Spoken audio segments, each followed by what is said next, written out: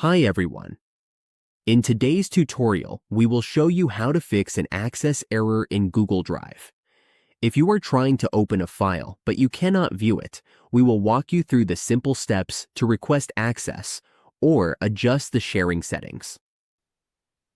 For example, if you have been given a link to a Google Drive file and you do not have access, like this one, you will need to request it.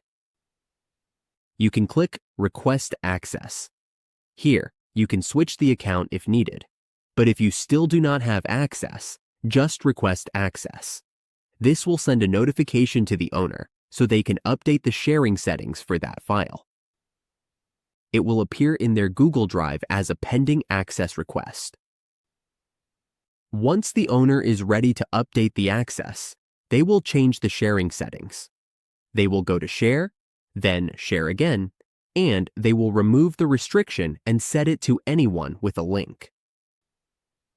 Once they make that change, you can now open the link they shared with you. Just refresh the page. As you can see, you can now open the file because the owner updated the access to anyone with the link. That's it. The access issue in Google Drive has been resolved. With these steps, we can make sure files are shared correctly and accessible to the right people.